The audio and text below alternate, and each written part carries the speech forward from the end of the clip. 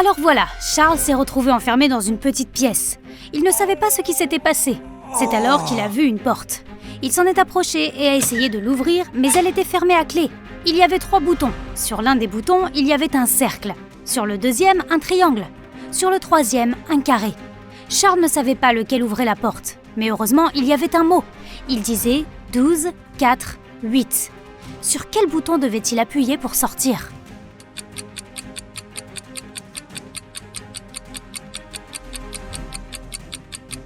Tu as peut-être remarqué qu'il y a une horloge juste au-dessus de la porte. Eh bien, elle est là pour une raison. Si tu dessines des lignes reliant 12, 4 et 8, tu obtiens un triangle. Donc Charles doit appuyer sur le bouton avec le triangle dessus. Emma faisait sa promenade quotidienne dans la forêt quand elle s'est perdue. Elle a erré toute la nuit dans l'obscurité. Juste après le lever du soleil, elle est tombée sur la maison d'une sorcière. Elle n'avait nulle part où aller. Alors elle est entrée et a demandé à la sorcière de l'aider à rentrer chez elle. La sorcière a accepté, mais ça n'allait pas être si facile. 3 portes magiques sont apparues et Emma devait choisir celle qu'elle allait franchir. Derrière la première porte, une fosse profonde, rien d'autre. Derrière la deuxième porte, il pleuvait un liquide toxique. Derrière la troisième porte se trouvait un espace ouvert avec un vampire qui l'attendait. Quelle porte Emma devait-elle utiliser ?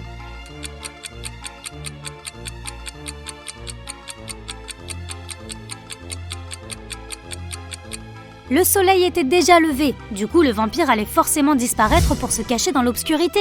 C'est donc la troisième porte qu'Emma devait choisir. Peut-être aurait-elle pu sauter par-dessus la fosse ? Qu'est-ce que tu en penses ? Regarde ces photos. Laquelle de ces blogueuses est la plus riche ?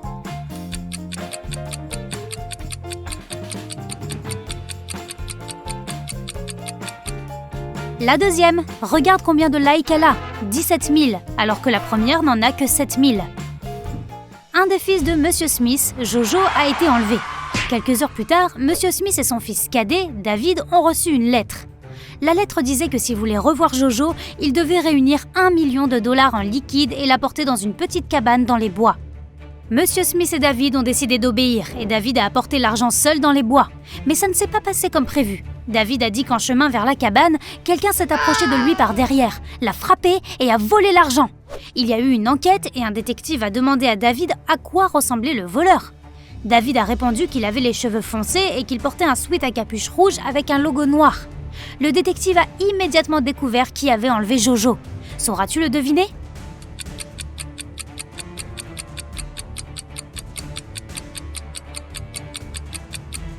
C'était David lui-même. Il a dit que le voleur s'était approché de lui par derrière, mais il a quand même réussi à se souvenir de quelques détails assez précis.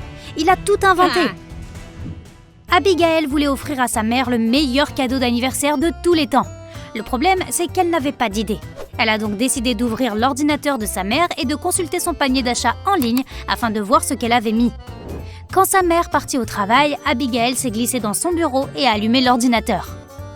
Oh, il y avait un mot de passe et Abigail ne le connaissait pas. Il y avait un post-it sur le clavier, c'était un indice. 1 abricot, 2 avocat, 2 framboise, 2 kiwi, 2 clémentine. Peux-tu deviner le mot de passe ?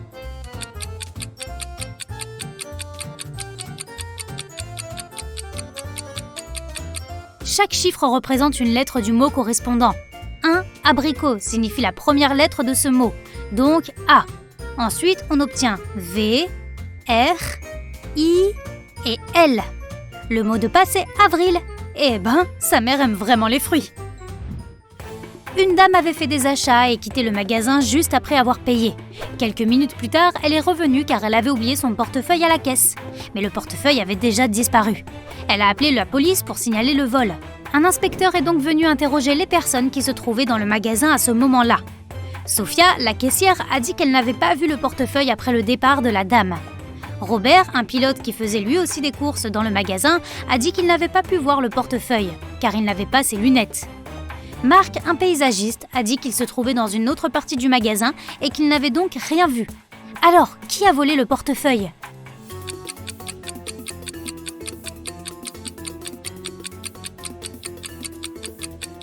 C'est Robert, le pilote. Il a l'air plutôt bigleux sans ses lunettes. Il n'est donc certainement pas pilote. Mais pourquoi a-t-il menti sur son métier ? À moins que... Le frère d'Amélie, Nicolas, était un savant fou. Depuis l'année dernière, il travaillait sur une machine à voyager dans le temps. Un jour, il entra dans la chambre d'Amélie en courant et cria « Il avait réussi ! Il avait inventé une machine à voyager dans le temps et elle fonctionnait parfaitement !» Il dit qu'il l'avait déjà testée. Il avait réussi à parler à William Shakespeare, à la princesse Diana et à Sherlock Holmes. Amélie n'en croyait pas un mot. Pourquoi était-elle si sûre qu'il mentait ?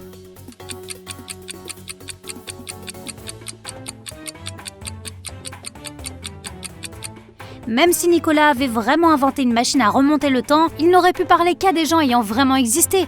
Mais il a dit qu'il avait parlé à Sherlock Holmes.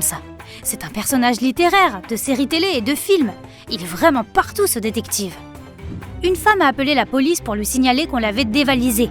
Elle a dit qu'elle se trouvait dans les toilettes d'un restaurant et qu'elle se maquillait. Quelqu'un s'était approché d'elle par derrière et l'avait frappée à la tête, alors elle ne savait pas à quoi ressemblait son agresseur. La police l'a renvoyée chez elle en refusant de prendre sa plainte. Pourquoi ?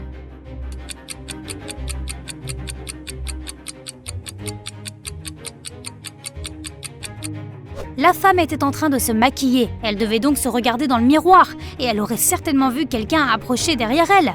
Elle a menti et inventé toute l'histoire. Prends ta casquette de détective, on va faire un petit voyage en Europe pour la prochaine énigme. Bill voyageait en train de Paris à Berlin. Quand le train arriva à Berlin, Bill n'était plus à bord. Son ami signala sa disparition. L'enquête commença et quelque part entre Paris et Berlin, ils trouvèrent des indices intéressants.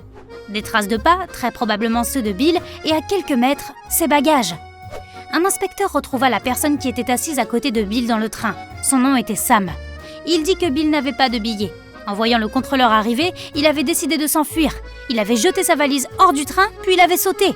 L'inspecteur ne crut pas son histoire et arrêta Sam pour avoir poussé Bill hors du train en marche. Pourquoi ?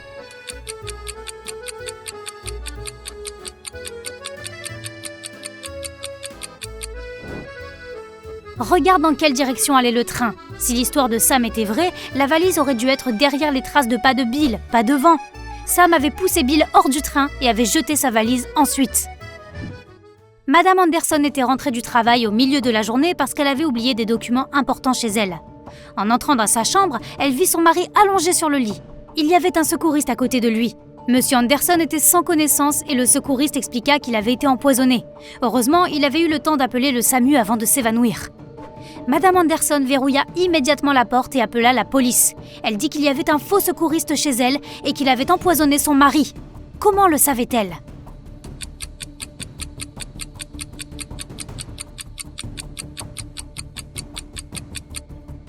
Tu as peut-être remarqué que lorsque Madame Anderson est arrivée, il n'y avait pas d'ambulance dans l'allée. C'est très suspect. On a frappé William à la tête et on l'a enlevé. Lorsqu'il s'est réveillé, il était enfermé dans une petite pièce. Il a essayé d'ouvrir la porte, mais évidemment, elle était fermée à clé. Il n'y avait rien dans la pièce, à part une caisse en bois contenant 12 bouteilles. Et il y avait une autre bouteille par terre à côté. William a cherché la clé partout, mais il ne l'a pas trouvée. Après avoir réfléchi, il a remarqué quelque chose, et il a réussi à trouver la clé. Où était-elle ?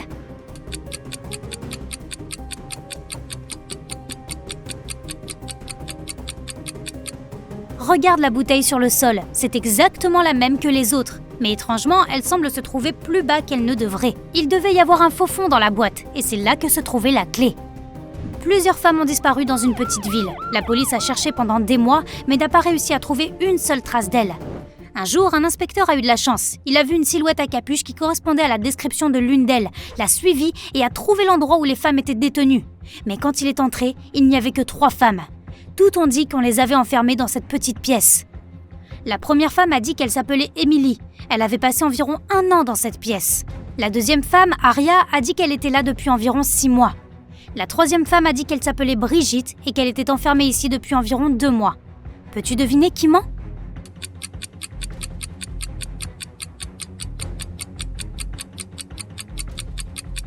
C'est Emily. Regarde ses cheveux, elle vient de les faire teindre. Mais elle est là depuis 1 an. Les cheveux d'Aria sont également teints, mais on peut voir ses racines naturelles plus sombres. Après des années à la fac, Steve est revenu dans sa ville natale.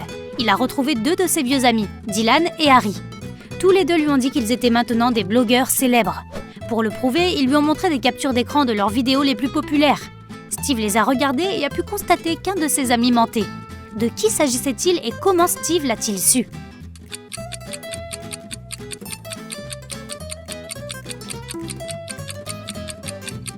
C'est Harry qui mentait. Le nombre de vues pour sa vidéo est de 2,1 millions, mais le nombre de likes est bien plus élevé, 4,5 millions.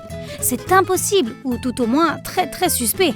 Harry a probablement photoshopé cette capture d'écran. Oh oh!